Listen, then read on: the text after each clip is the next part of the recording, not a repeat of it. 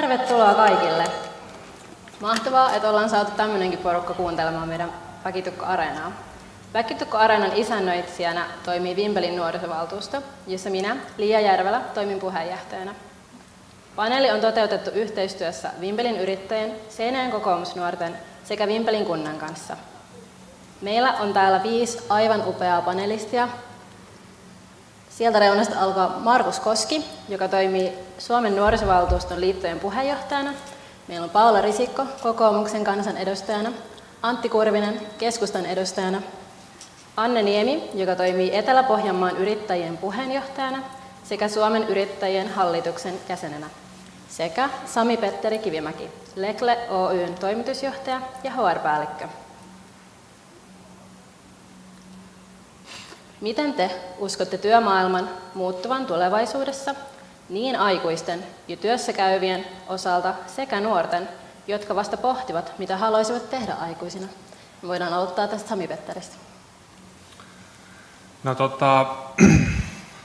Muutoshan on varmaan niin kuin se sana, että minkä pitää olla koko ajan valmis, että digitalisaatio on kehittynyt ja työelämä muutenkin on koko ajan murroksessa, ja jos ajattelee, että tästä eteenpäin, mihin suuntaan mennään, niin kyllä jatkuvan kehittymisen ja oppimisen teemat on varmaan niin kuin hyvin lähellä sitä jokaisen niin kuin arkea ja tietynlaista vaadetta ja odotustakin siihen, että pystytään kehittyä ja oppimaan koko ajan tuossa muutoksessa. Kiitoksia. Jatketaan vaan suoraan seuraaville puheenvuoroille. Anne, ole hyvä.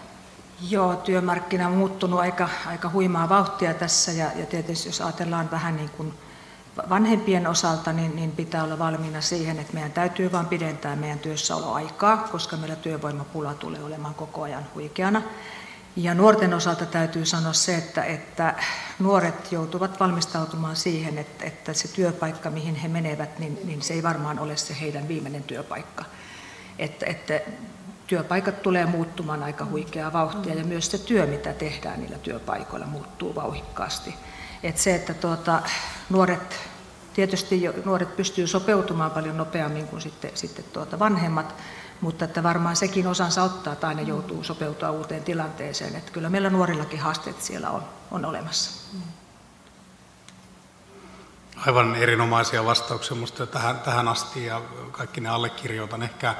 Ehkä se isoin, mikä näyttää nyt muuttavan työelämää seuraavan vuosikymmenen parin aikana, on tekoälyn tuleminen mukaan. Että itse mitä olen yrittänyt tekoälyasioita opiskella ja selvittää, niin se on vähintään internetin keksimisen veroinen juttu. Eli samalla lailla kun aikanaan tuli työelämässä sähköpostin käyttö ja koko internet, niin se on vähintään sen kokoinen muutos ja joidenkin mielestä vieläkin isompi muutos. Varmasti automaatio, robotisaatio teollisuudessa lisääntyy entistäkin enemmän ja varmaan se on myöskin, joka nyt on jo käynnissä, mutta tulee vielä enemmän lisääntymään, että ei ole niin yksiselitteistä, että oletko työntekijä vai yrittäjä ja oletko opiskelija, työntekijä vai eläkkeellä, vaan siellä tulee erilaisia yksilöllisiä yhdistelmiä ja siihen täytyy sitten myös politiikalla vastata ja sosiaaliturvan ja kaiken työsuhdeturvan täytyy siihen kyetä vastaamaan.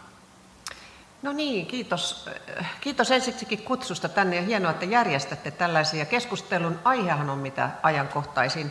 Toukokuussa, kun julkaistiin näitä työttömyystilastoja, niin meillä oli koko Suomessa alle 25-vuotiaita työttömiä oli 35 200. Ja se on enemmän kuin vuosi sitten. Ja mikä siihen on syynä, niin on varmasti tämä meidän taloudellinen tilanne, että niitä työpaikkoja ei niin vaan ole. Monia muitakin syitä tietysti löytyy ja niistä varmaan tässä keskustellaankin. Mutta että miten se työelämä muuttuu tulevaisuudessa, niin tässä on kyllä hyvin tullut jo hyviä esimerkkejä, että niitä nyt ala toistamaan, mutta ehkä korostaisin juuri sitä teknologian tuloa entistä enemmän, että vähän niin kuin joka alalle tulee sitä teknologiaa lisää ja just tämä tekoäly, mutta myöskin robotisaatio ja niin edelleen. Nyt sitten aina pelätään sitä, että viekö se työpaikkoja. No varmasti vie, mutta toisaalta tuo uusia työpaikkoja. Ja sitten mä haluaisin tietysti korostaa sote-alan ihmisenä, että on kuitenkin aloja, jossa ei koskaan voi ihmistä korvata millään tekoälyllä eikä millään teknologialla ja roboteilla, että sitten kuitenkin kun meillä, niin kuin meidän demografia on kuitenkin se, että ikääntyvien määrä tulee lisääntymään, sairauksia tulee entistä uusia ja niitä pitää hoitaa, että kyllä tarvitaan myös sitä ihmiseltä ihmiselle palvelua. Joo, kiitoksia. Oikein hyviä ajatuksia tuli jo tässä ja ehkä liityn siihen sitä kautta, että jos ajatellaan nuoria, aika monella nuorella on sellainen tilanne, että he näkevät kotona sen, että omat vanhemmat tai huoltajat on ollut tekemässä vaikka samaa työtä samassa paikassa ja sitten täytyy jotenkin uskaltaa ajatella sitä omaa tulevaa elämää, tulevaa työuraa juurikin sitä kautta, että se ei välttämättä ole enää samalla tavalla, että tulee olemaan varmasti monta hyvin erilaista työtä, mitä tästä hetkestä kasvava nuori tulee tekemään. No, tämä on enemmän henkilökohtainen ajatus. Samaan aikaan se tuntuu vähän ehkä pelottavalta, koska ei tiedä. Mutta samaan aikaan se myös ehkä tuo vähän sellaista niin kuin pientä mielenkiintoa, että niin meillä voi olla, tai aivan varmasti meillä on 20 vuoden päästä, 30 vuoden päästä jo hyvin erilaisia työtehtäviä ja työpaikkoja. Se on osittain jopa ihan kiinnostavaa. Kiitoksia näistä vastauksista. Nyt kun olette paljon luotelleet, millä tavalla tulevaisuus tulee muuttumaan työmaailmassa sekä koulutuksessa, niin miten te aiotte mukautua näihin muutoksiin ja mitä taitoja me tarvitsemme voidaksemme sopeutua näihin kaikkiin tulevaisuuden muutoksiin?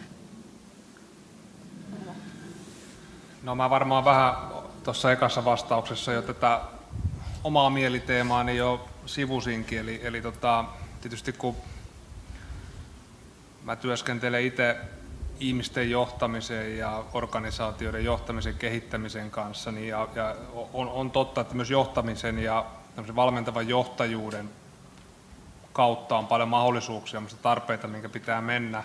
Mutta sitten semmoinen asia, mitä voidaan tehdä, minkä olisi hyvä keskittyä, niin mielestäni niin se, että miten sä pystyt itseäsi johtaa ja siihen liittyy just tämä kyky niin kuin oppia ja kyky kehittyä ja olla sen muutoksen niin kuin aallonharjalla ja semmoista niin kuin työyhteisötaitoja ja vastuuta siitä oman työntekijäprofiilin kantamisesta, niin se on sellainen asia, minkä kaikki voi vaikuttaa ja mun mielestä siitäkin pitäisi tänä päivänä puhua jopa enemmän kuin vaan, että johtamisen pitää kehittyä. Sen pitää, mutta meillä on paljon mahdollisuuksia jokainen tuoda pöytään niin kuin hyviä asioita.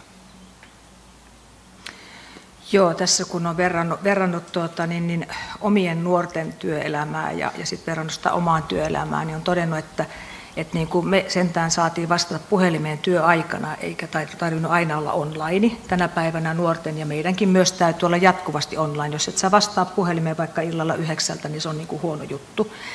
Ja tämä johtaa siihen, että mun mielestä meidän niin kuin nuorten niin kuin on entistä tärkeämpi pitää myös niin kuin siitä omasta vapaa-ajasta huolta, siitä omasta kunnosta, jaksamisesta, henkisestä jaksamisesta, koska se kuormittaa hirvittävän paljon olla jatkuvassa muutoksessa, olla jatkuvasti online. Et ihan samalla tavalla nuoret siihen väsyy kuin me vanhemmatkin. Et se ehkä vielä korostuu se omasta itsestä huolehtiminen myös fyysisen kunnon osalta.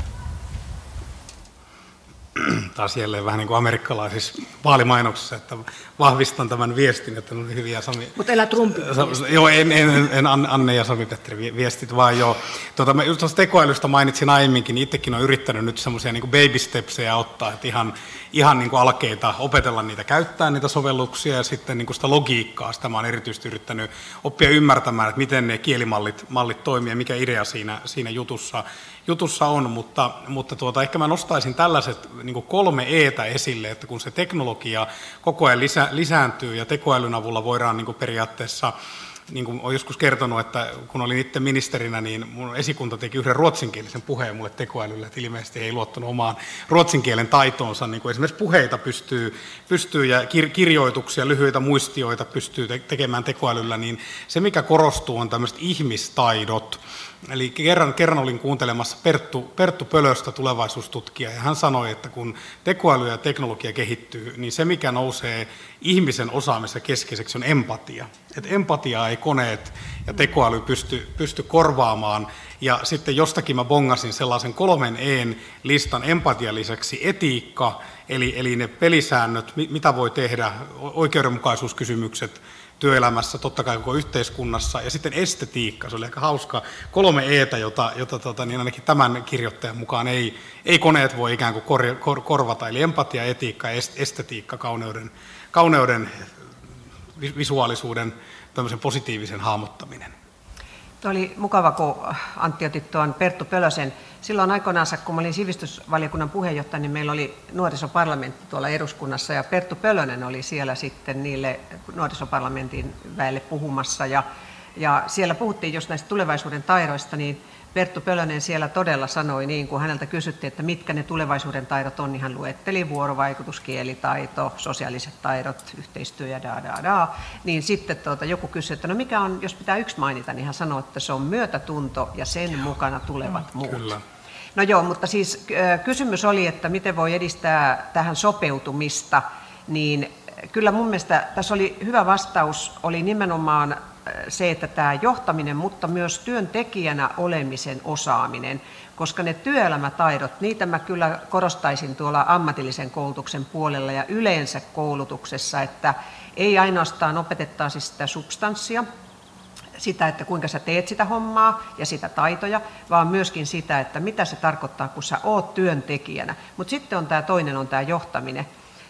Mä oon itse toiminut johtajakouluttajana aika monta vuotta, ja se, mistä mä pidän, kun niitä kaiken maailman johtamisideologioita on, niin on tämä eri-ikäisten johtaminen. Että johtajan pitää ymmärtää, että sinulla on siellä työyhteisössä, niin kuin Anne tuossa sanoi, niin työurat on pakko pidentyä, niin siellä on sitä ikääntyneempääkin työntekijää, ja sitten on niitä, jotka on juuri sinne tullut. Ja se ei välttämättä ole ihan helppo kompo johtaa. Ja sen tähden tässä pitää mun mielestä sitä sellaista eri-ikäisten johtamisen taitoja kannattaa kehittää. Mutta sitten juuri näitä, että itse opettajana ajattelen näin, että jokaisessa koulutuksessa, jokaisessa ammatillisessa koulutuksessa pitäisi opettaa sekä johtamista, mutta myös työntekijänä toimimisen osaamista.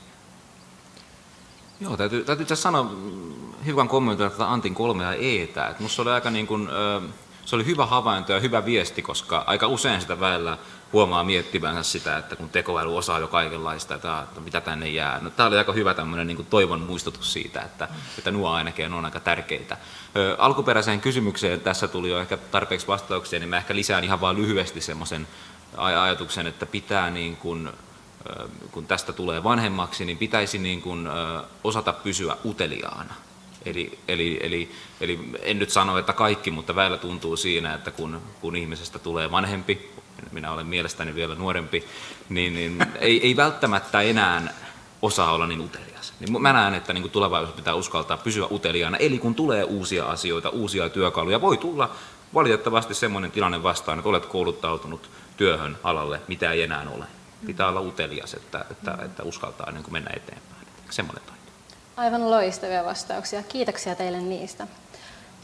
Mä valmistuin just tänä kesänä lukiosta.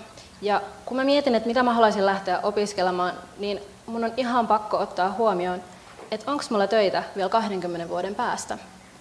Minkä alojen osaaminen tulee erityisesti korostumaan tulevaisuuden työmaailmassa?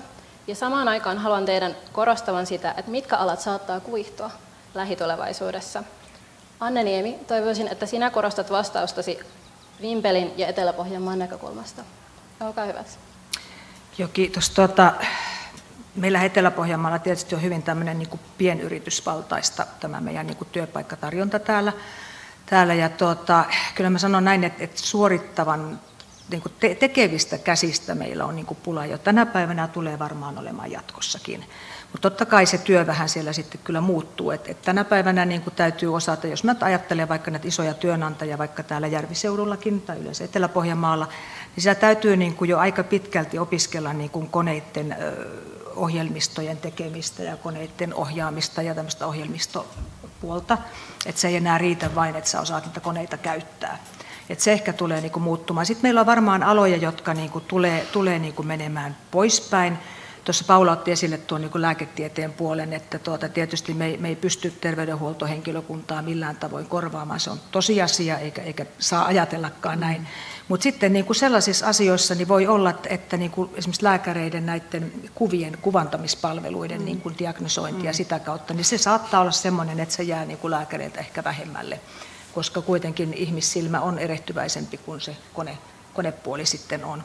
Mutta ehkä enemmän korostan edelleen sitä, että meidän työelämä niin kuin muuttuu koko ajan ja ehkä kuitenkin pitää niin kuin ajatella niin, että perustaidot, hyvä opiskelupohja on aina kuitenkin hyväksi, että sitä koulutuksen merkitystä en koskaan väheksy. Aina on hyvä hankkia hyvä ammatti ja pitää itsensä uteliaana, niin kuin tässä todettiin, se on aina niin kuin hyväksi.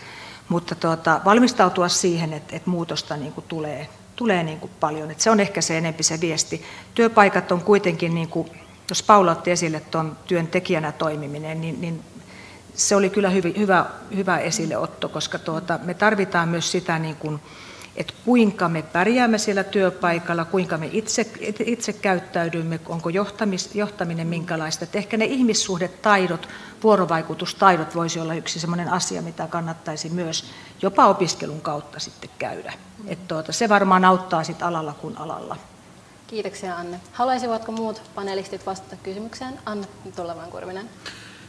Joo, mä oon tosi varovainen sanomaan, että mikä ala nyt sitten katoaa tai ei katoa, kun on niin vaikeita kysymyksiä. Mä taas siteeraan itseäni huomattavasti fiksumpia. Eli nyt tämän henkilön nimeä en ulkoa muista, mutta Oxfordin taloustieteen professori, jota olin kuuntelemassa keväällä yhdessä tilaisuudessa. Hänellä oli tällainen aika mielenkiintoinen ajatus, että hän näki, että tekoäly ja justiin tämä teknologia vie esimerkiksi taloushallinto tai vähän tämmöistä niin kuin matalamman tason vaikka juridisen analyysinkin palveluita, mutta sitten hän uskoi, että vaikka hierojia, kampaajia, kahviloita, ravintolayrittäjiä tulisi niin kuin enemmänkin, että tavallaan ikään kuin tällainen palvelutyö pysyisi samana tai voisi jopa lisääntyä, mutta se täytyy sanoa, kun mulla nimittäin tuli 20 vuotta just omasta lukion lopettamisesta ja nyt tällä viikolla 20 vuotta armeijaan menosta, niin paljon näitä asioita vähän niin kuin pyöritellyt päässä, varmaan jonkinasteinen ikäkriisi,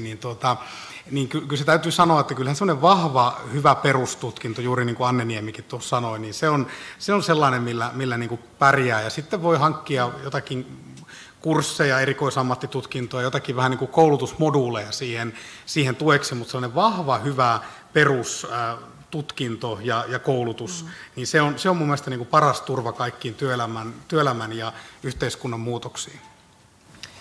Joo, mä vielä kanssa kommentoin, Anne nosti nuo röntgen, kun nykyään saatetaan ulkomailla lausua meidän röntgenkuvat, mutta että siitä sellainen välikevennys, että silloin aikanaan, kun tuli nuo valtavan tehokkaat skannerit tuonne Helsinki-Vantaan lentokentälle, niin mä sanoin, että kohta ne on sellaisia, että tänne tullaan niin kuin aamutakiis ja sitten ne katsoo kaikki keuhkokuvat ja kaikki ja sitten menee suoraan meidän omakantaan menee, että mitä sieltä löytyy ja sitten tulee meidän kännykkään viesti, että tämän matkan jälkeen teidän kannattaa ottaa yhteyttä lääkäriin.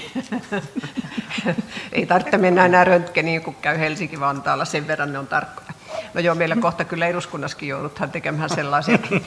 No joo, mutta hoitoala varmasti kyllä jatkaa, että sitä tarvitaan entistä enemmän. Että mikä sitten häviää? No se liittyy tähän teknologiaan, tästä tuli esimerkkiäkin, mutta jos joku sellainen ajattelee, konekirjoittajia oli entistä enemmän tulee näitä, että se ei olekaan enää se fyysinen konekirjoittaja, joka kirjoittaa.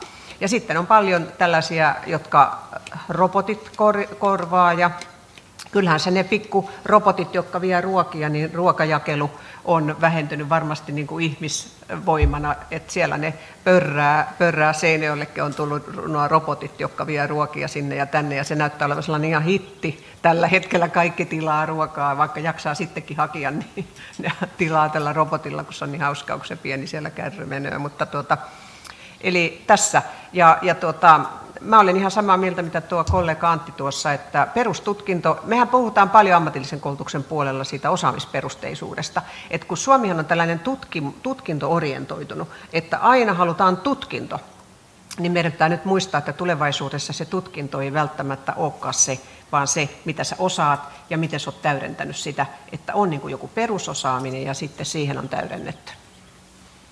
Kiitoksia näistä vastauksista. Nyt kun Paula mainitsi tuon tutkinnon merkityksen, mulla on täällä Annelle ja Sami-Petterille kohdennettu kysymys tästä, mutta toivon, että saa myös vastata muutkin. Jos työnhaussa asetetaan vastakkain hakijat, josta toinen osaa jo työnsä, mutta ei omaa korkeakoulututkintoa, ja puhutaan siis työstä, jos korkeakoulututkinto on toivottua.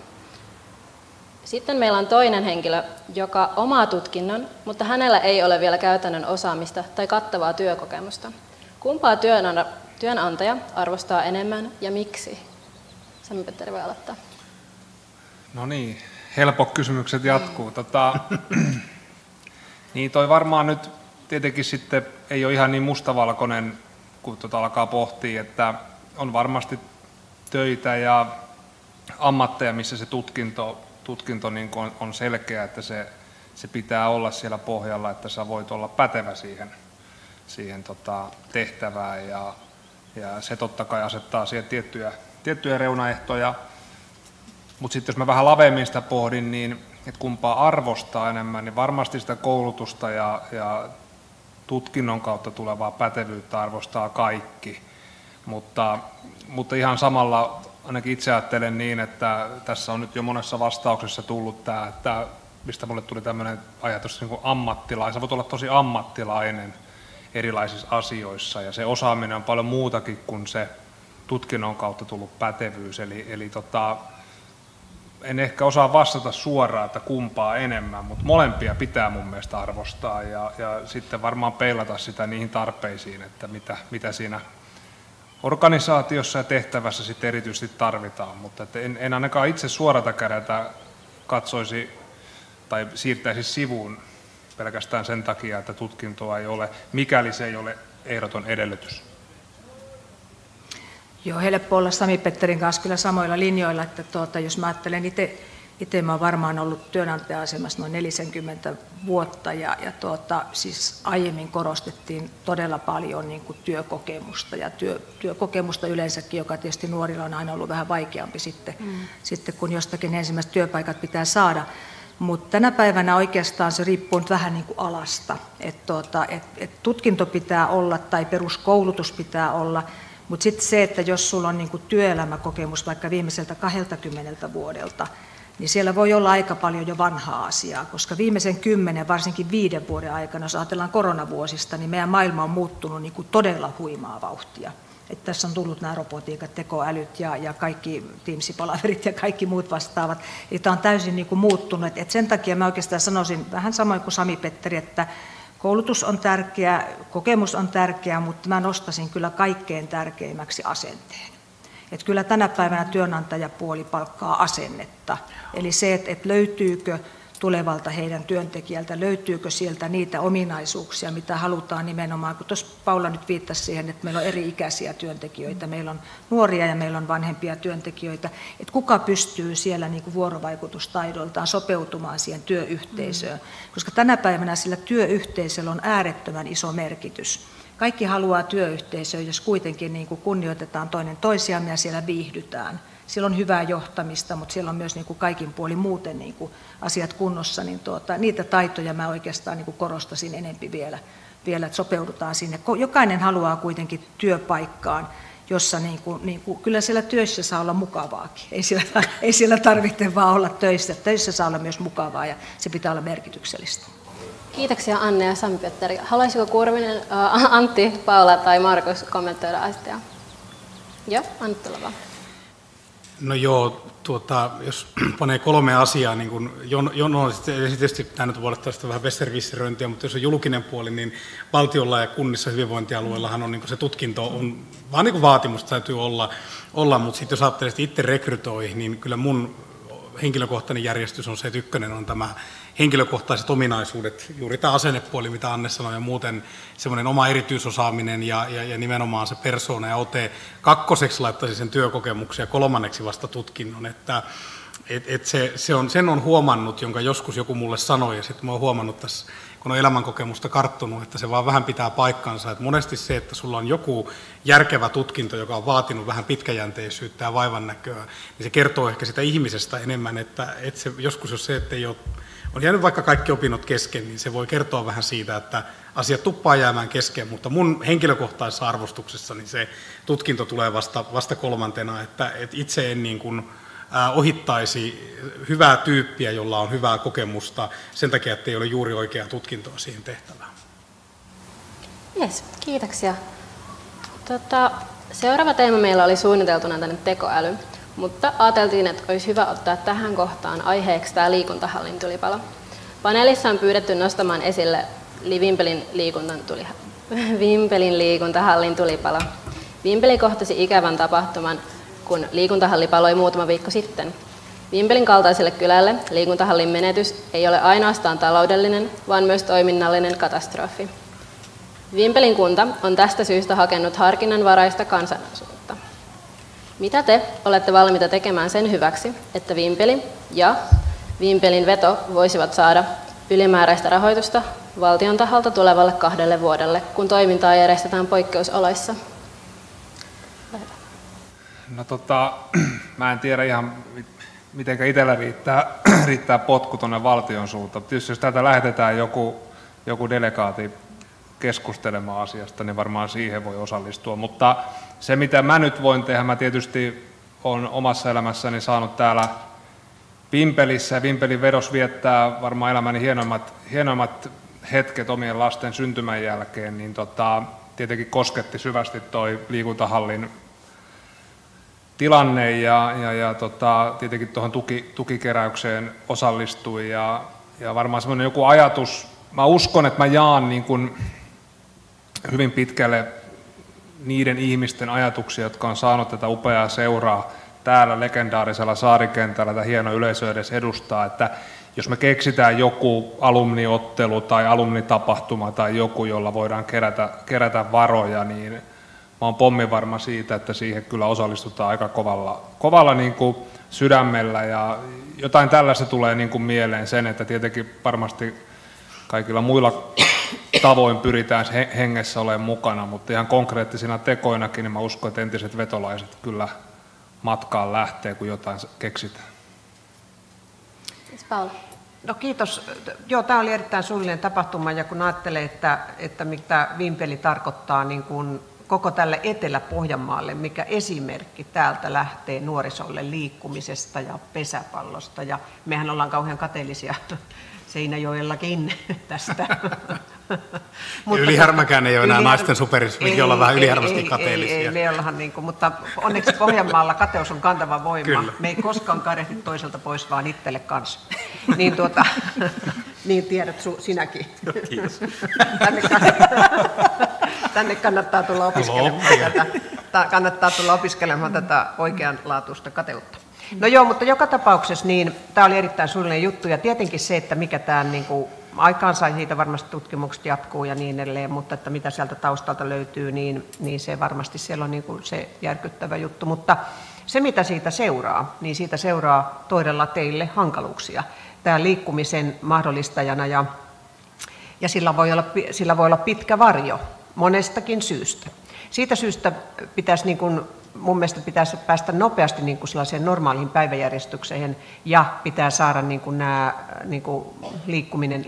Ja kuulin kunnanjohtajalta sen, että vakuutus korvaa kyllä sitä rakennusta, mutta sehän ei koskaan tule korvaamaan sitä, mitä menetyksiä tämä saa aikaiseksi muuten sekä sellaisella henkisellä puolella, turvallisuuden tunteen puolella ja sitten myöskin tällaisella, niin kuin, mutta tällä voi olla myös tällaista yhteisöllisyyttä lisäävä vaikutus, joka sekin on merkitystä, mutta joka tapauksessa mitä itse olen halukas tekemään ja valmis, niin ehdottomasti puhun sen puolesta, kun se hakemus sinne lähtee, sinne että valtio tulisi tukemaan ja mielelläni järjestän myös tapaamisia sitten siellä päättäjien kanssa, ketkä päättää lopullisesti siitä.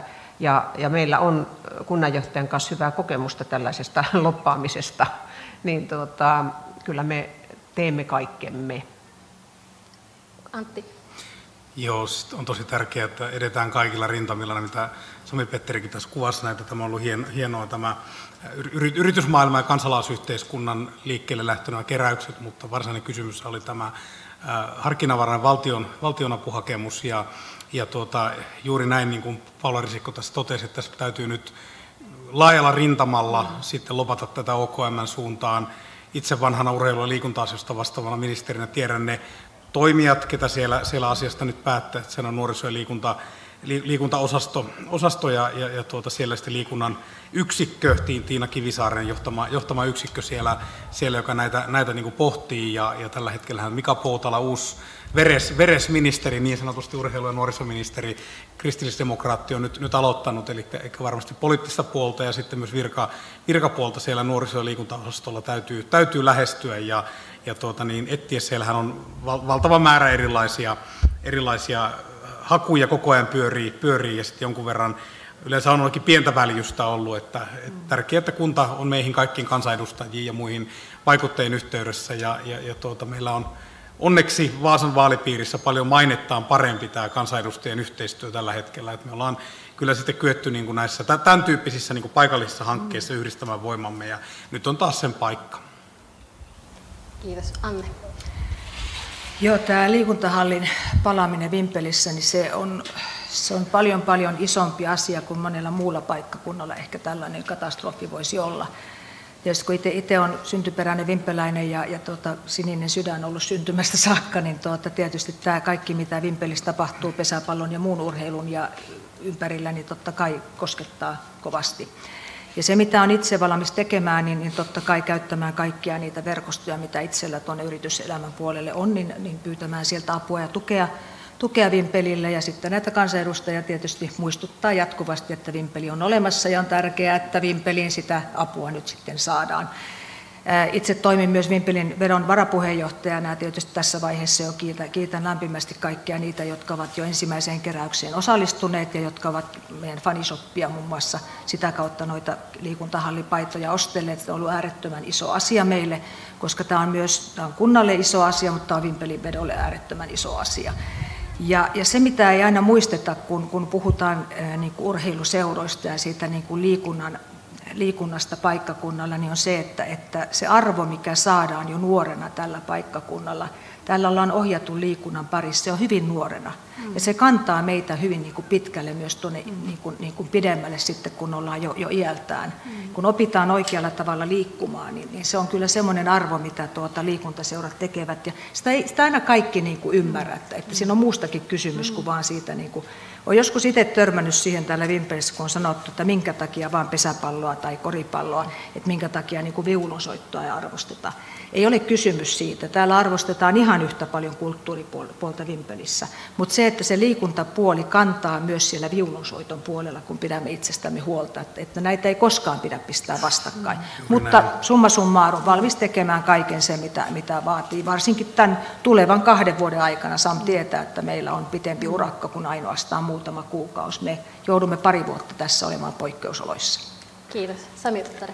Niin ehkä se voisi vielä lisätä, että mä olen monta kertaa vastannut kysymykseen, kun täältä vedossa 2018 lopetti ja sitten on niitä kyselty niistä ajoista, niin että mitä sieltä on jäänyt päällimmäisenä mieleen, niin kyllä mä olen aina sanonut se, että se yhteisöllisyys ja yhteisö, mikä Vimpelissä on, että huippu-urheilun parissa on vedonkin jälkeen tullut toimittua nykyisenkin työn kautta tulee tehtyä konsulttihommia myös ammattilaisorganisaatioista tänä päivänä, niin kyllä Suomessa niin kuin moni paikka, jos tämän pystyisi monistamaan, mikä täällä on tämä yhteisö, niin maksaisi siitä aika paljon. Ja mä muistan 2015, kun olin ekaa vuotta vedossa, niin silloin oli tämä kuntakriisitilanne ja Juha Sipilä, silloinen pääministeri, piti puhetta täällä, niin täällä me oltiin edustusjoukkue ja kaikki juniorijoukkueet, taisi olla melkein koko kylä paikan päällä, niin se henki, mikä silloinkin oli, niin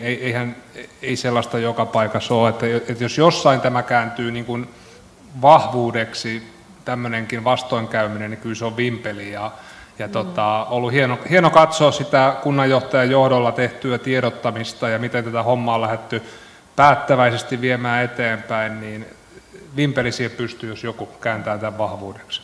Saanko ihan muutama vielä tuosta toit tosiaan hienosti tuota esille, että tämä on isompi juttu ja se liikunnan merkitys. Nythän on käynnistetty Suomi liikkeelle tällaista ohjelmaakin ja niin edelleen, mutta sillä on kyllä suuri merkitys liikunnalla, jos miettii meidän varautumista, jos mennään nyt ihan tällaiseen niin kuin globaaliin ja myöskin tällaiseen niin kuin varautumisen ja huoltovarmuudenkin näkökulmaan, niin yhteiskunnan turvallisuusstrategia sanoo, että on näitä tällaisia elintärkeitä toimintoja, mitkä yhteiskunnassa pitää huolehtia, että se kokonaisturvallisuus säilyy. Ja yksi asia elintärkeissä toiminnoissa on nimenomaan se ihmisten toimintakyky. Et vaikka meillä kuinka kuulkaa olisi NATO tuolla pörrääs koko ajan ilmatilassa, niin jos meidän toimintakyky prakaa, niin peli on menetetty. Et sen tähden mä aina muistutan Naisten valmiusliiton puheenjohtajana, että tämä varautuminen ja valmius ja myöskin se toimintakyky on tärkeä. Ja se tulee sieltä pienestä pitäen. Ja välikevennyksenä tai loppukevennyksenä tuohon Anne, kun sanot, että kyllä se viulunsoittajakin tarvitsee sitä, niin miettikääpä Linda Lampeniusta. Eihän se olisi päässyt kyykkyyn, jos ei se olisi ollut, jos ei se olisi, jos ei sillä olisi ollut liikuntaakin. Kiitoksia. Markus, sä toimit Suomen nuorisovaltuustojen liiton puheenjohtajana. Onko sun taho joku semmoinen, mihin vaikka Vimpelin nuorisovaltuusto voi kääntyä tukea varten, kun liikuntahallin paloa setvitään? Juu, ehdottomasti. Tämä oli erittäin hyvä kysymys ja hyvä, että se käytiin tässä. Mä vaan mietin mielessä, että valitettavasti en ole niin iso päättäjä, että nyt voisin tähän vaikuttaa, mutta tämmöistä apua voin luvata. Ei kannata vähätellä nuorisovaltuuston vaikutusvaltaa. Niin, mutta totta kai ehdottomasti voidaan, meidän nuorisovaltuustojen liitto voi auttaa kyllä ehdottomasti Vimpelin luvaa, jos haluatte lähteä asioita edistämään. Mahtavaa kuulla. Tämä aihe on niin iso meille jokaiselle, joten mä annan tässä kohtaa mahdollisuuden yleisökysymyksille, mikäli niitä on. Mikäli niitä ei ole, siirrymme seuraavaan aiheeseen. Kurvinen ehtikin jo mainita, Antti, lupasin sinutella kaikkia. Antti. Saa käyttää kaikkia. Ainakin mulla on oikein 3 niin kuin hevosilla ja koirillakin. Pysytään Antissa. Ehdit jo mainita tekoälystä, kun puhuttiin tulevaisuuden työmaailmasta. Uskotteko, että tekoälyn käyttö on mielestäni väärin, kun haetaan työpaikkaa? Esimerkiksi ansioluettelon rakentamisessa tai hakukirjeen laatimisessa? Olisiko Sami Petterillä tähän omaa mielipidettä? No joo, no en mä tiedä onko se väärin, josta niin sit varmaan tullaan just tähän kysymykseen, että miten sitä ylipäätänsä käytetään niin kuin oman tekemisen tukena, mutta kyllä mä nyt niin sanoisin, että tehdään CVtä, tehdään avointa hakemusta tai työpaikkahakemusta, niin kyllä mä nyt itse näen sen, että se oma persoona ja se tapa niin kuin miten sä itseäsi tuot esiin, niin on aika arvokas asia. Ja mä en sitä tekoälyn esimerkiksi niin kuin käsiin pelkästään antaisi. Ja kyllähän se nyt aika pitkällehän sen näkee, että jos vaikka pelkästään tekoälyä hyödyntämällä on erilaisia tekstejä tehty, että se on varmaan niin kuin hyvä renki, mutta huono isäntä, sanotaanko näin, niin tässäkin asiassa. Että tässä tuli mun mielestä Antti tuossa aikaisemmin sanoi aika hienosti sen, että miten hän itse rekrytoidessa esimerkiksi laittaisi järjestykseen erilaisia asioita. No siinäkin jo tulee hyvin viestiä siitä, että kannattaa panostaa siihen, että pystyy tuomaan myös omaa persoonaa ja just näitä, mitkä minussa siinä tapauksessa on niitä asioita, että miksi minun kannattaisi yrityksen niin kuin rekrytoida. Niin. Mutta tekoälyä voi hyödyntää siinä tukena. Sami Petteri, sä toimit HR-päällikkönä Lekle Oy:llä, kyllä. Mitä sä itse ajattelet, onko oikein, että rekrytoija käyttää tekoälyä hakemusten karsimiseen ja läpikäyntiin? Kaventaako se hakijoiden mahdollisuutta tulla huomatuksi? No, tietenkin jos puhutaan isoista hakijamääristä, on selkeät kriteerit, että minkälaiseen tehtävään, mitkä ne pätevyysvaatimukset esimerkiksi on, niin varmaan siinä semmoinen tietynlainen niin kuin prosessin tehostaminen on ihan ymmärrettävää tekoälyä hyödyntämällä, että sitä saadaan karsittua sitten pois sellaista, jotka ei jotain kriteeriä, jotka on ehdottomia, niin ei täytä. Muuten ehkä kokonaisuudessa sanoisin niin, että mitä enemmän rekrytointiprosessi keskittyy siihen, että päästään kiinni myös siihen, että minkälainen persona, minkälainen ihminen erilaisiin tehtäviin on tulossa, niin mä pidän sitä niin kuin kaikista tärkeimpänä asiana. Ja ei varmasti niin kuin väärin ole, kun siihen on selkeä peruste, mutta toivoisin ainakin niin, että pelkästään sen kautta ei missään, vaikka olisi kuinka isot massat kyseessä, niin ei mentäisi. Kiitoksia. Seuraavaan kysymykseen toivoisin teiltä kaikilta jonkinlaisen näkökulman. Tekoälyyn liittyy suuria lupauksia että perusteltuja huolia. Mitkä te näette sen merkittävimpinä mahdollisuuksina ja riskeinä omalla alallanne? Voidaan aloittaa tällä kertaa vaikka Markuksen. Niin, omalla alalla, eli mulla on siis nyt tämä puheenjohtajuus Nuorisovaltuustojen liitossa on niin kuin päätoiminen tehtävä, niin jos sitä kautta ajattelee, että oma työ on niin kuin puoliksi, se on sellaista toimistotyötä. Ja mä oon huomannut, että tekoälyssä on tosi paljon niin kuin apua siinä. Että kyllä sille niin kuin uskaltaa laittaa sellaisia pieniä, jos on joku tiedosto, missä pitää järjestää asiat eri tavalla. Se osaa tehdä sen aika hyvin tai se on aika hyvä apu, jos täytyy kirjoittaa paljon vaikka englanninkielisiä sähköposteja jollekin. Totta kai se nopeuttaa sitä, ettei tarvitse koko ajan niin kuin käyttää sanakirjaa tai muuta. Mutta no oikeastaan tämä on aika sama, mikä tuli nyt joltakin jo esiin, mutta joskus mä oon yrittänyt niin kuin tekoälyä pyytää tekemään mulle puheen. Ja toinen puoli työstä on sitten semmoista luovempaa, mihin vaikka liittyy puheiden kirjoittamista. Niin ei toimi. Tai mä en ole ainakaan saanut mitään hyvää sieltä. Et totta kai sä saat sieltä tekstiä, mutta eihän hyvä puhe ole sellainen, että sä luet jonkun, mikä ei niin kuin tunnu sinusta luontevalta. Silloinhan se on huono puhe. Hyvän puheen voitti on, että se pitää tuntua luontevalta. Niin esimerkiksi tämmöisiin asioihin se ei pysty. Ja en mä usko, että se tulee koskaan pystymään. Mutta kyllä siitä apua on. Joo, mä en tällä hetkellä oikeastaan käytä tekoälyä, voi sanoa, että en lainkaan. Mun perustelu on se, että esimerkiksi jos mä käyn jossain puhumassa, niin se on juuri näin, niin kuin sanot, erittäin viisaasti, että se sellainen persoonallisuus. No sitten, mutta mä ymmärrän oikein hyvin, että siitä on johonkin tehtävään varmasti apuakin. Ja sitten mulla on tietysti vaan se, että jos mulle esimerkiksi tekoäly tekisi puheen, niin mä oon taas siis niin tarkka siitä, että onko faktat kunnossa. Eli kun mä oon aina sitä mieltä, että faktoihin perustuva päätöksenteko on kuitenkin kaikista niin kuin eettisesti kestävin keino. Et kun sulla on faktat hallinnassa, sä voit perustella niillä, mutta et sä voit perustella sitä jotain päätöstä, että joo, tekoäly sanoi mulle näin. Ja mä oon nyt tätä mieltä, ei. Ja sitten mä tarvitsen ne lähteet, mistä tämä on otettu, koska piru on yksityiskohdissa. Siellä saattaa olla, että siellä on yksi luku tai pilkkuvirhe tai joku. En tarkoita tekoälystä, niin tekisi, mutta siellä saattaa olla. Ja sitten, että sä rupeat tarkistamaan niitä kaikista lähteistä. Että kyllä mä vielä luotan siihen, niin kuin siihen, että mä luen niitä aineistoja ja sitten teen sitä synteesiä itse ja niin edelleen. Ja siinä oppii itsekin tosi paljon. Se, että sä saat jonkun valmiin puheen, niin ei sitä opi niin paljon kuin se, että sä itse sen teet.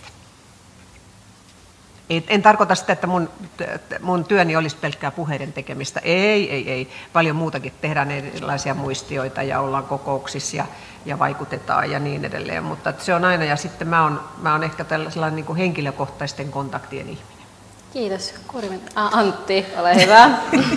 Joo, vaikka sanoin, että yritän tekoälyä opetella, niin se on aika baby steps tosiaan, että aika vähän itsekin kyllä käytän työssä tekoälyä. Mä luulen, että enemmän mun avustajat saattaa käyttää enemmänkin, mutta eikä mitä voi tekoäly, ehkä yleisemminkin kuin nyt kansanedustajana ehkä enemmän tämmöinen asiantuntija hallinnon tehtävissä, että kyllä se tuottavuutta lisää, sehän on niin kuin selvää, että se nopeuttaa asioita, jolloin sä kerkiät tehdä enemmän, tai sitten yksinkertaisesti sulla ei vaikka päivät veny niin pitkäksi, jolloin se toimintakyky, josta Anne täällä hyvin puhuu, niin on vähän parempia ja aikaa vapaa-ajalle ja liikunnalle ynnä muuta, mutta sitten ne kielteiset puolet, niin ihan samaa mieltä kuin Paula siitä, että siellä voi olla sitten faktavirheitä, jotkuthan aineistot käsittelee tosi hyvin ja riippuu, että mitä tavaraa se on syötetty sinne mihinkäkin tekoälysovellukseen ja mitä malleja se käyttää, mutta on se riski, että tulee ihan niin kuin karkeitakin virheitä ja jos vaan siihen luottaa, mitä sieltä tulee. Ja sitten ehkä laajemmin tämmöisessä asiantuntijatyössä, ehkä henkisessä työssä, niin kyllähän siinä sellainen riski on niin kuin pitkässä juoksussa, mitä Paulakin tuossa musta samaa aihetta kosketteli, että tavallaan se rupeaa niin kuin tyhmentymään, että mä juttelin yhden korkeakoulupuolen pomon kanssa, niin hän sanoi sitä, että hän pelkää, että alkaa tulla tämmöisiä niin kuin chat-GPT-maistereita ja chat-GPT-insinöörejä, että sitten on vaan tehty ne kaikki työt siinä opiskelussa niin kuin sen tekoälyn avustuksella, niin siinä jää se matka ja se prosessi kokonaan pois. Että kyllähän siinä sellainen riski on, että niin kuin nyt on huomattu jo se, että me luetaan vähemmän vaikka kirjallisuutta, kun nämä kännykät on vienyt meidän keskittymiskyvyn, niin jakseta lukia enää kuin joku 800 merkkiä, että ei jakseta enää tuhansien merkkien tekstejä, niin käykö meille niin, että me ruvetaan taantumaan muutenkin jotenkin älyllisesti ja henkisesti, että ollaan vaan sen yhden kysymyksen varassa ja sitten se kone kertoo meille ja me vaan niin kuin aivottomana niitä toistetaan. Kiitos. Anne. Joo, tämä on mielenkiintoinen tämä tekoäly ja mä oon tietysti, kun tuossa jossakin vaiheessa korostitte, että pitää olla utelias, niin minä olen utelias ja minä olen jopa opiskellut nyt tähän tekoälyyn liittyviä asioita tuolla tämmöisessä strategisen johtamisen kurssilla. Ja sillä pystyy tekemään monenlaisia asioita. Se tekee niin kuin hyviä rakenteita, sanotaan näin. Ja sähän voit pyytää tekemään ihan minkälaista, siis vaikka puhettakin, niin sille voi antaa ohjeita, vaikka tunnetta enempiä tuohon tuota ja tätä ja tuota. Se on ihan mielenkiintoinen, siis ihan oikeasti kokeilla. Sitä kannattaa käyttää. Toki se, niin kuin se inhimillisyys ja sitten se sun oma minä, joka pitää tulla tunteista läpi tai puheesta läpi, niin se on tietysti ihan eri asia. Mutta kyllä se aika hyvin tuossa, kun opiskeluissa tosiaan sitä käytin ja ihan pitikin käyttää, niin kyllä sieltä tulee ihan hyvää niin kuin rakennetta muun muassa yritysten strategiaan ja muuhun. Mutta sitten mennään siihen, mikä on se uhka, kun sitäkin kysyit tuossa ja vähän mihin Paula tuossa viittasi, niin tietysti se, että mistä sinne tulee ne tiedot, mitkä on ne lähteet, mitä sinne syötetään, niin siinä on se vaara, että just lähdetään niin kuin tämmöiseen, niin kuin, että jos lähdetään sen mukana tekemään päätöksiä, niin siinä on kyllä uhka sitten, että kuka tätä maailmaa loppujen lopuksi johtaa ja millä tiedolla tätä maailmaa johdetaan. Että se on niin kuin se riski siellä, mikä on olemassa oleva, mutta se nopeuttaa paljon erinäköisiä asioita. Tiedon saannin kautta se on nopea. Jos mä vertaan aikaisempaa maailmaa, missä tietosanakirjoista piti hakea tietonsa ja sanakirjoja selailtiin ja opeteltiin sanoja ulkoa eri kielistä, niin onhan se tänä päivänä ihan eri, kun sä vaan sanot yhden lauseen, niin se on saman tien sulla sillä kielellä. Et kyllähän se on siinä paljon hyviäkin, mutta vaatii se sen ihmisen analysoinnin ja vielä sen ihmisälyn niin kuin sinne jalostaakseen, niin siitä on ihan hyvä apuväline. Kiitos Anne. Sami-Petteri. No joo, hyvä pointti tullut ja varmaan niin kuin tuossa asiantuntijaorganisaatioissa ja mitä Legrelläkin tehdään, juridiikkaa ja veropalveluja ja montaa muuta asiantuntijapalvelua, niin tehostaminen on varmaan ne mahdollisuudet. Ja sitten pitää sanoa, että kun esihenkilötyön kehittäminen esimerkiksi on aika usein itsellä agendalla monessa yrityksessä, missä asiakkaiden parissa työskentelen, niin mä aika usein törmään siihen kommenttiin, että kyllä tässä muuten ihmisiäkin johdettaisiin arvostavasti ja tavoitteellisesti, mutta kun nämä oikeatkin työt tehtävänä, niin toivottavasti ne oikeat työt tehostuu niin paljon, että jää sitten enemmän aikaa jatkossa myös ihmisten johtamiseen ja ennen kaikkea kehittämiseen, että se jatkuva kehittyminen olisi mahdollista, mitä tässä mun mielestä on aika hyvin tullut eri kulmilta puhuttua, niin että meillä löytyy siihen niin kuin A, aikaresursseja ja B, sitten myös osaamista tulevaisuudessa entistä enemmän. Kiitoksia. Markus, ole hyvä. Ihan lyhyt, koska tuli tuossa mieleen, kun Antti mainitsi nämä ChatGPT-insinöörit, niin se uhka, mikä oli tarkoitus sanoa tuossa, mutta sitten unohdin, liittyy ehkä, mennään sieltä insinööristä nyt paljon alemmas, eli mennään sinne alakouluun, missä pitäisi oppia lukemaan. Ja mä otan nyt kirjaimellisesti oppikirjaesimerkki. Esimerkiksi joku alakoulun historian oppikirja on rakennettu sillä tavalla, että siinä on kappale, tekstiä, tietoa ja sitten siellä on tehtävälaatikko. Ja aika perinteisesti sun tehtävä on se, että sä luet sen tekstin ja vastaat niihin tehtäviin. Ja se toimii sillä tavalla, että sä et niihin tehtäviin löydä suoraa vastausta siitä tekstistä, vaan sun pitää lukea ja ymmärtää se teksti. Ja sitten sä osaat vastata niihin. Ja tällä tavalla meidän lapsi oppii lukemaan, siis ymmärtämään lukemaansa, mikä on aika oleellinen osa lukutaitoa. Mutta nykyään, ja varsinkin nyt kun meillä on tuotu kouluihin enemmän ja enemmän näitä tietokoneita, niin on löydetty se tekoäly. Ja nykyään niitä tehtäviä moni tekeekin sillä tavalla, että kirjoitetaan se kysymys, niin sä saat suoraan siihen näytölle. Yleensä se on vielä semmoisella korostusvärillä siinä, jos jopa Googlesta haet jotakin tai kysyt tekoälyltä vastaus siihen kysymykseen, mikä voi olla ihan mitä sattuu.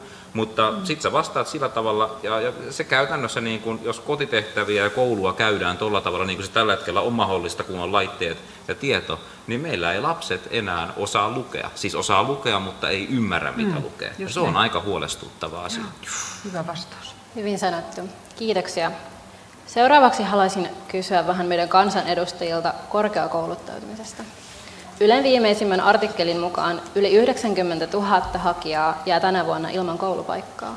Paula ja Antti, pystyykö Suomi tulevaisuudessa kouluttamaan kaikkia halukkaita?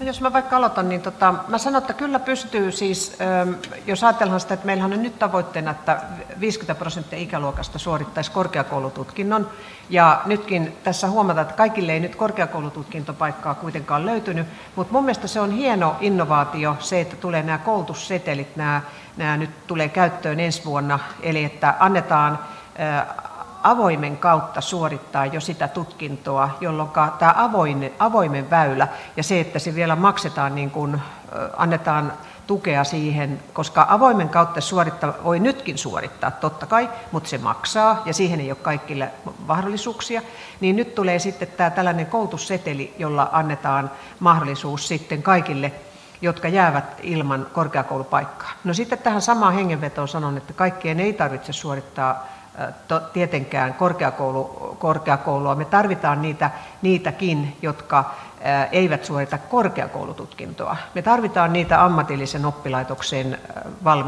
valmistuvia autonkorjaajia ja hitsaajia, ja me tarvitaan valtavasti kaikkia. Eli vastaus kysymykseen, olen sitä mieltä, että kun meillähän ikäluokka koko ajan pieneneekin, niin kyllä meillä on mahdollisuus kouluttaa kaikki. Nyt vaan pitää. Yksi tärkeä asia, minkä haluan tässä nostaa, on se, että kaikki pysyvät niin kuin tässä joukossa mukana, koska nythän on paljon, meillä on 20% nuorista, jotka meinaa kerta kaikkiaan pudota kelekasta siitä syystä, että on mielenterveys- tai päihdeongelmia tai jotain muuta neurologista, neuropsykiatrista tai jotain muuta. Ja mä kannan huolta heistä, koska heidät mukana pitäminen, koska Suomi tarvitsee kaikki kädet niin sanotusti, että meidän tulevaisuuden työelämä pelittää, kun meillä väki nimenomaan työikäisten määrä suhteessa ikääntyneisiin tulee vähenemään. Kiitos. Antti. Joo, tietysti pidän tätä 1 vuoden hakuja määrää vähän huonona mittarina siksi, että jos katsot, kuinka moni on sellaisia hakijoista, joilla vaikka esimerkiksi on jo muita korkeakoulututkintoja, kuinka moni on ikään kuin ei ole mitään korkeakoulututkintoa vielä, ja tietyllä tapaa en itse näe sitä, että se kuitenkaan on mikään subjektiivinen oikeus päästä opiskelemaan mitä haluat, vaan jotta se pysyy laadukkaana mikä tahansa koulutus, niin siinä pitää jonkinlaista karsintaa olla, ja tämän vuoden haussa varmasti näkyy tämä karmea talous- ja työllisyystilanne, mikä tällä hetkellä on, että me ollaan tällaisessa käytännössä lamassa Suomi ja työmarkkinoilla on vaikea, niin silloin hakeudutaan yleensä enemmän opiskelemaan ja sitten nousukaudella opiskellaan vähemmän kuin työmarkkinat imee paremmin. Suomessa on todella paljon lisätty korkeakoulupaikkoja. Me ollaan oikeastaan Etelä-Pohjanmaa siinä semmoinen harvoja väliin putoajia ja sen eteen pitää nyt tehdä vielä lisää töitä, että saada lisää aloituspaikkoja ja lisää koulutusvastuuta ja aloja myös Etelä-Pohjanmaalle. Mutta viime vaalikaudella itsekin lisäsin 2000 aloituspaikkaa korkeakouluihin Suomessa ja sitten seuraajani edeltäni vielä hieman enemmän, että 13 000 yhteensä keskustalaisten tiedeministeriöiden toimesta lisättiin korkeakoulujen aloituspaikkoja viime vaalikaudella. Ja juuri niin kuin Paula tuossa sanoi, niin meillä ikäluokat pienenee valitettavasti, niin kyllä meillä on paikkoja kyllä tarjolla, että mä en ole siitä nyt kamalan huolissani ja pidän ainakin yhtä hakuvuotta vähän niin kuin huonona mittarina, että tehdään niin kuin nopeita päätöksiä. Sinänsä puolustan kyllä sitä tavoitetta, että koulutetaan paljon ihmisiä korkeakoulussa. Kaikkien ei tietenkään pidä ja me tarvitaan niitä kättentaitajia ja ikään kuin käytännön työntekijöitä lainausmerkeissä, mutta kyllä jos katsotaan meidän verrokkimaita, semmoisia hyvin ikääntyneitä yhteiskuntia maailmalla, vaikkapa Etelä-Korea, joka taitaa olla meidän ja Japanin välissä ollaan maailman ikääntyneimmät kansakunnat, niin esimerkiksi Etelä-Koreassa on saatu taloutta käyntiin ja kasvua käyntiin sillä, että heillä on selkeästi koulutetumpaa väestöä.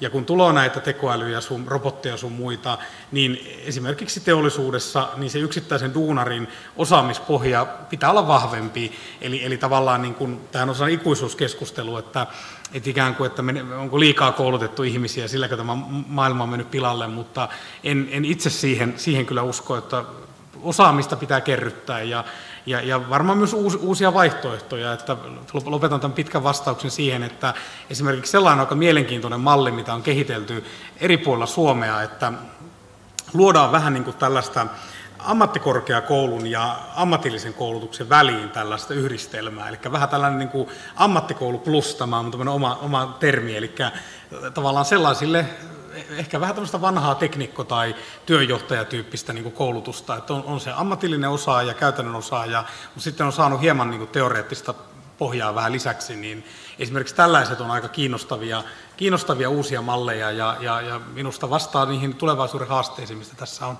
hyvää keskustelua käyty. Kiitoksia. Markus, minkä neuvon antaisit näille nuorille, jotka jäävät ilman opiskelupaikkaa? No neuvo nyt on ensinnäkin se, että kannattaa niin kuin tarkastella niitä mahdollisuuksia, mitä sitten on, että Paula esimerkiksi mainitsi tämän uuden jutun, mikä on tulossa näihin avoimen yliopiston opintoihin, että tulee tämä jonkinlainen seteli, mikä ymmärtääkseni oliko se 30 opintopistettä, mikä on aika hyvin, koska 25 opintopistettä on vähän niin kuin joku perusteet muistaakseni, eli se on oikeastaan aika hyvä määrä. Sitten on olemassa esimerkiksi kaikennäköisiä opistoja tai muita, missä voi käydä opiskelemassa jotakin alaa, mikä kiinnostaa, mikä sitten valmentaa, jos haluaa hakea koulutukseen. Mutta ehkä niin kuin, nämä on vähän tämmöisiä niin kuin oponeuvoja, että ehkä semmoinen nyt, mitä mä nyt niin kuin neuvona haluaisin sanoa, on ehkä semmoinen ajatus, että ei ole mitään hätää. Ja että, niin kuin, että se on ihan ok, että jos ei niin kuin tullut niin nyt tällä kertaa valituksia, että sehän ei niin kerro, että olisi välttämättä huono, että jotkut muut on ollut parempia. Se ei todellakaan tarkoita sitä. Se ei myöskään tarkoita sitä, että sinä et voisi koskaan päästä sille alalle, mikä sinulle on tärkeää, mikä sua kiinnostaa, vaan ehdottomasti kannattaa ajatella, että voi hakea seuraavalla kerralla uudestaan. Ja toisaalta siinä on sitten vuosi aikaa miettiä. Voi tulla ihan jotain uusia ideoita vastaan, mitä haluaa tehdä. Että se ei ole niinku todellakaan, niinku, se ei tarkoita sitä, että nuori olisi huono. Ja ehkä niinku vielä nostan esiin sen, että esimerkiksi nyt, jos olit ollut hakemassa vaikka pääsykokeiden kautta, nythän meillä tuli tämä pääsykoeuudistus, että meillä on ihan vain muutama pääsykoe, jolla haetaan, joka esimerkiksi tarkoittaa sitä, että sä oot voinut hakea jollekin alalle, mutta sille alalle, minne sä haluat, mikä sua kiinnostaa, niin siinä pääsykokeessa on mitattu asioita sen verran laajemmin, että se ei vielä mittaa sitä sun osaamista siitä alasta, minne sä haluat. Eli se ei tarkoita sitä, että se pääsykoehan mittaa vähän erilaisia asioita. Että oikeastaan niin kun, ehkä paras neuvo on se, että niin kun ei ole mitään hätää. Että nyt niin kun vuosi on aikaa. Totta kai nyt on ehkä työpaikkojen kannalta vähän heikompi tilaisuus, mutta kannattaa silti katsoa, löytyykö jotakin töitä, mitä voi tehdä sillä pohjakoulutuksella, mitä on. Ja sitten jos ei löydy, niin pohdiskelee elämää ja koittaa vaikka löytää mahdollisuutta pieneen matkusteluun tai muuhun, jos semmoiseen on mahdollisuutta. Mutta ehkä vielä, jos sopii vielä lisätä, niin semmoinen niin kuin mikä on itse huomannut, että aika paljon niin kuin koulussa ja muualla luodaan sellaista niin kuin painetta nuorelle, että sinun pitää mennä seuraavana syksynä kouluun. Ja tämmöiset niin kuin välivuodet ja muut, niin niitä ei välttämättä katsota kauhean hyvällä. No mä kyllä ymmärrän sen, että siinä on ajatuksena taustalla se, että halutaan, että ihmiset menee töihin. Totta kai on tärkeää, että varmasti jokainen niin kuin haluaa päästä töihin, mutta esimerkiksi vaikka omalla kohdalla elin pitkään sillä ajatuksella, että on pakko mennä heti sitten lukiosta korkeakouluun, mutta sitten tarjoutuikin mahdollisuus lähteä 8 vuodeksi tekemään aivan unelmatyötä, mikä on kyllä niin kuin kannattanut. Että se on niin kuin, mutta vielä se tärkein viesti, ei ole mitään hätää. Kiitoksia. Antti. Mä haluan vähän keventää tätä vakavaa aihetta, koska kun tämä 20 vuotta on näistä ajoista muistellut, niin en mäkään päässyt ensimmäisellä hakukerralla yliopistoon, jäin pisteen päähän. Ja totta kai vanapin juristina ja oikeuksista kiinnostuneen tein oikaisuvaatimuksen sitten. Heti valitin, mutta ei hylättiin. Toisella kertaa pääsin sitten. Kiitoksia. Mulla on 2 lyhyttä yksinkertaista kysymystä vielä teille jäljellä, johon toivotaan suhteellisen tiiviit vastaukset. Meidän kaikkien elämässä, varsinkin teidän rooleissa on se, että te tapaatte koko ajan uusia ihmisiä. Teidän pitää oppia tunnistaa niitä erilaisia ihmisiä, että keiden kanssa nyt kannattaa jatkaa pitkää suhdetta tässä keskustellen ja ketkä kannattaa sitten jättää vähän taaksepäin. Miten työelämässä ja elämässä ylipäätänsä voi tunnistaa asiallisen ja pätevän henkilön? Sami-Petteri, ole hyvä. No mä sanoisin, että potentiaalisen ja sellaisen ehkä niin, no, asiallinen pätevä, varmaan monta muutakin termiä voisi kuvata, mutta kyllä mä ainakin itse mitä niin kuin, sit kuitenkin aika paljon pyrkii niin kuin havaitsemaan ja tunnistamaan, niin on se potentiaali. Onko sitten, puhutaan sitten asenteesta tai puhutaan siitä, että on niin sanotusti sielua siihen hommaan. Jos sitä löytyy, niin aika monta muutakin asiaa on mahdollista rakentua sen päälle. Hyvät käytöstavat, hyvä kyvykkyys ilmaista itsensä, tietää tavoitteet, tulee nöyrästi, mutta ei nöyristellen kohti niitä omia päämääriä, niin tällaisia asioita tulee ekana mieleen. Kiitoksia. Anne? Joo, oli kyllä varsinainen kysymys, että ihan helppo kysymys, mutta mä tykkään niin kuin keskustella ihmisten kanssa ja sen keskustelun kautta yleensä niin kuin saa aika hyvin selville myös sen toisen henkilön niin kuin tietopohjaa, asennetta ja mistä hän on kiinnostunut ja mistä hän innostuu ja minkä tyyppinen miten hän sen intonsa ilmaisee. Mun mielestä siis, mä luotan aina siihen intuitioon, mikä tulee kahden ihmisen kesken, kun sä alat keskustelua käymään. Että nostan myös sen, kun puhun tästä asenteesta, niin mä puhun monta kertaa myös työpaikoilla siitä, että on intohimo siihen, mitä tekee. Markus puhui tuossa siitä, että hän pääsi unelmatyötään tekemään välivuotena, jos ymmärsin nyt oikein. Niin siis se, että jos löytyy sitä tahtoa, potkua, intohimoa, halua tehdä jotakin, niin se kyllä välittyy sitten myös eteenpäin. Ja sellaiset ihmiset yleensä pärjäävät myös hyvin. Ja täytyy aina muistaa se, että sitä jokaisesta meistä löytyy. Osa vaan ilmaisee sen nopeammin ja osasta sitä pikkusen pitää kaivaa. Mutta lähtökohtaisesti jokaisesta ihmistä löytyy se eteenpäin menemisen tahto. Joskus vaan pitää vähän enempi kaivaa. Kiitoksia. Antti? No joo, kukaanhan ei ole täydellinen. Jokaisella meillä on heikkouksia ja vahvuuksia. Täydellistä ihmistä tai virheetöntä ihmistä ei olekaan, mutta ehkä joku sellainen tietynlainen ennustettavuus ja sellainen niin kuin vähän samat puheet edessä ja takana ja tietty sellainen, vähän jotain samaa, mitä tuossa Anne tapaili, niin se on mielestäni niin kuin tärkeää, että tuleeko sitä ihmistä sellainen olo, että vaikka hänellä olisi jotakin ikään kuin puutteita tai jotain haasteitakin, mutta että toimii kuitenkin vähän niin kuin samalla lailla kaikissa tilanteissa, voit tietää, että on niin kuin mukana, niin se on tärkeää. Ja kyllä se ehkä se yksi sana, mikä tähän liittyy, on niin se luotettavuus ja luottamus, että se on niin kuin se A ja O, ja ehkä niin kuin voisi sanoa aforismina Töllin Tapani, pitkäaikainen kansanedustaja, valtiopäiväneuvos, niin Töllin Tapanilla tapana sanoa politiikasta, että jos haluat niin kuin luottamusta, niin sun pitää miettiä tuossa sen luottamuksen arvoa, niin voiko minuun luottaa, että jos haluat, että onko minä luotettava, jos haluat, että toiset luottaa suhun, niin sun täytyy miettiä, että oletko luotettava itse ja se on mun mielestä sellainen ehkä avainjuttu kuitenkin ihmisessä. Kiitos. Paula? Joo, kiitos. Hyviä vastauksia ja tietenkin se, että mitä Antti tuosta toi esille, niin ne, että tunteeko sitä pitkällä juoksulla sitä henkilöä, että näkisi nämä kaikki luotettavuudet sun muut, koska munkin elämässä on paljon sellaisia tilanteita ollut, että pitää tehdä aika nopeasti sitä päätöstä, mutta mä väitän, että siihen kyllä harjaantuu, että just niin kuin Anne tuossa kuvasi hyvin, että jos ei toinen pysty itseänsä verbaalisesti ilmaisemaan, niin muutamalla kysymyksellä ja siitä, ja kyllä mä korostan itse aina tai arvostan aitoutta, koska aitoudestahan yleensä aina niin kuin on sanottu, että se on myös sellainen brändi, että ja nyt siitä on jo vähän tullut sellaista brändiä, kun kaikki puhut pitää olla aito, niin onko sellainen sitten aito, joka yrittää itsestä tehdä aidon? Olisi vaan reilusti kopio. Niin, kysymys.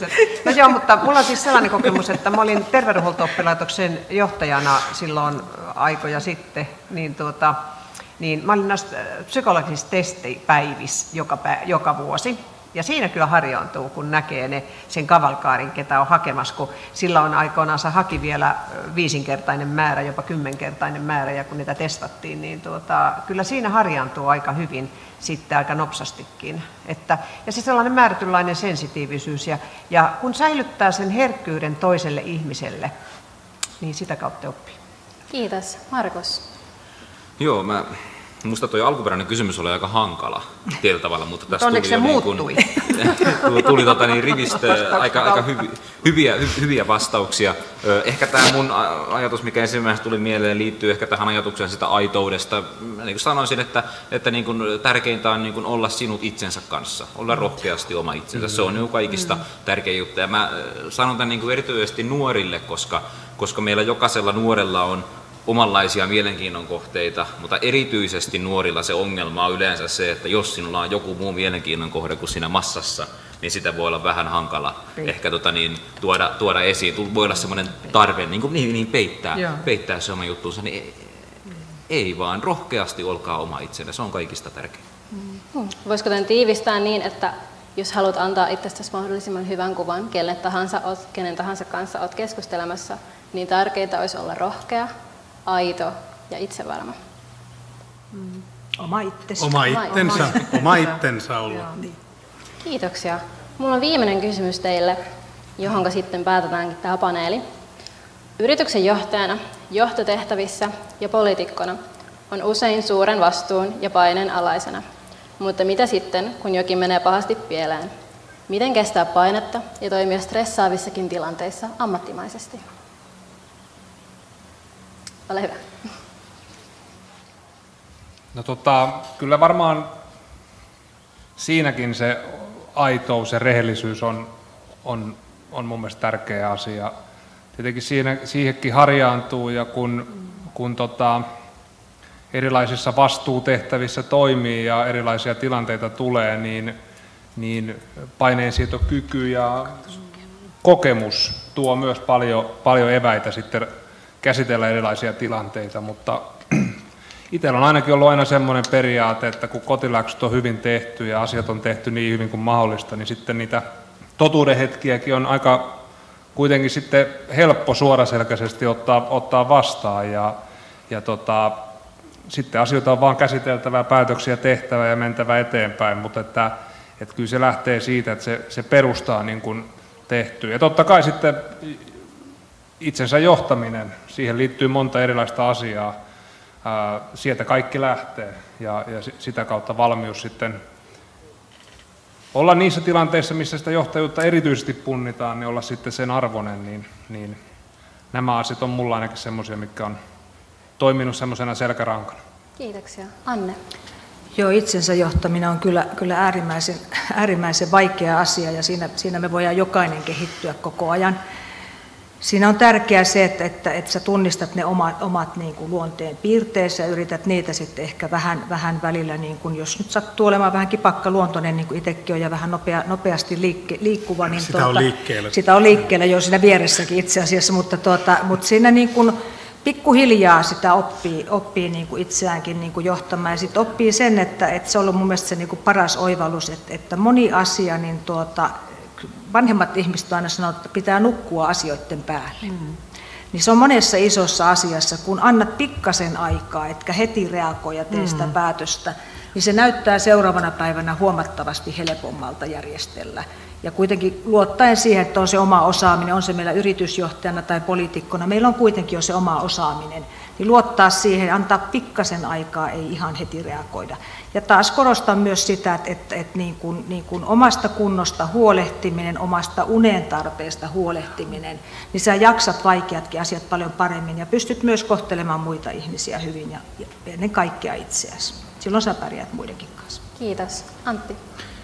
Tuli tuosta kysymyksestä mieleen ehkä tämä termi, joka tuli kerran mainittua, Timo Jutilan ja suomi-räppäreiden mennä eteenpäin, että se on aika tärkeää, että sellaiset asiat menee pieleen ja joku vakava ikävä asia tulee, minkä kokoinen se onkaan, niin ei saisi niin jäädä jumiin siihen, vaan se tilanne täytyy niin purkaa ja sitten sen ehkä sen oppimisen ja huollon ja debriefingin paikkaan, mutta se, että täytyy kyetä niin mun kokemuksen mukaan se tilanne kuitenkin niin se ratkaisemaan, ei hätiköidä, mutta kuitenkin ripeästi, että siihen ei jäädä tavallaan vellomaan, vaan puretaan se jollakin tavalla ja sellaisenkin viisauden on kuullut, mulla on vähän tämmöistä Paulo Coelho on näitä 5 aforismeja täällä jakanut nyt, että mitä tiukempi paikka, niin sitä tärkeämpää on normaalit prosessit. Eli myös kannattaa niin kuin miettiä, että miten edetään ja miten toimitaan ja kuka hoitaa, kun on tunteet pinnassa, ahdistava, raskas juttu, että ei tavallaan kaikki säntäile ja pahenneta sitä tilannetta, mutta itse tuntemus on tosi tärkeä juttu, mitä kovempia ja vaikeampia juttuja on, että ehkä se voi kiteyttää tämän niin kuin ohjeet, että pitää olla oma itsensä ja tuntea itsensä, tai niin kuin molemmat puolet. Hyvin sanottu, kiitoksia. No niin, tässä on tullut paljon hyviä asioita ja kyllä mäkin korostan nimenomaan, että on faktat kunnossa ja sitten se sellainen henkinen ja fyysinen toimintakyky itsellä kunnossa, että on hyvä kunto ja niin edelleen. Ja sitten mä tapaan, kun mä oon tosiaan toiminut toistakymmentä vuotta terveydenhuollon opettajana, niin mä tavannut aina mun opiskelijoille sanoa, että sitten kun teille tulee sinne päivystykseen henkilö, joka on ollut pahassa onnettomuudessa, mahdollisesti käsi irti, jalka irti, niin siitä ei ole mitään hyötyä, jos se hoitaja pyörtyy siinä vieressä. Että siinä vaan pitää toimia ja se, että se on ammattitaitoa. Ja sitten tärkeää on myöskin se asenne, miten suhtautuu tuollaisiin, että mun asenne on se, että asialla on tapana järjestyä, kun niitä vähän itse järjestelöö. Kiitoksia. Markus, ole hyvä. No, nämä oli tosi hyviä juttuja ja otan kyllä tästä niin vielä kohtuu tuoreena johtajana niin opit käyttöön. Kyllä mä ajattelen kanssa samalla tavalla, jos ajatellaan niin kuin tiimin niin kuin, tai tulee joku vastoinkäyminen tai epäonnistuminen, tietysti se on aina yhtä lailla myös sen niin kuin johtajan ja se täytyy niin kuin ottaa vakavasti ja ehkä ohje siitä, että asia pitää käsitellä niin kuin mahdollisimman nopeasti, ettei se niin kuin saa jäädä leijumaan semmoinen ikävä tunne kenellekään. Siitä niin kuin täytyy päästä puhumalla eroon. Ja sitten jos ajatellaan taas niin kuin henkilökohtaista epäonnistumista, niin kuin siitä oppiminen. Ja tämä on aika hauskaa, että kaikki aina sanoo, että, että opi virheistä. Se on semmoinen, mitä kaikki sanoo. Mä en tiedä, onko kukaan sanonut sitä, että sehän on älyttömän vaikeaa oppia oppimaan omista virheistä. Minä ainakaan osaa sitä vielä, mutta sitä pitäisi niin kuin opetella enemmän ja enemmän. Kiitoksia valtavasti vastauksistanne. Kysymykset loppuu tähän. Ja ennen kuin me suljetaan kamerat tuolla, jos teillä on jotain, mitä te haluatte tuoda esille tai korostaa ennen paneelin loppua, te voitte tehdä sen nyt. Mikäli mitään ei ole, kiitän teitä ja kiitän yleisöä sekä yhteistyökumppaneita mahtavasta paneelista. Annetaan aplodit meidän upeille panelisteille.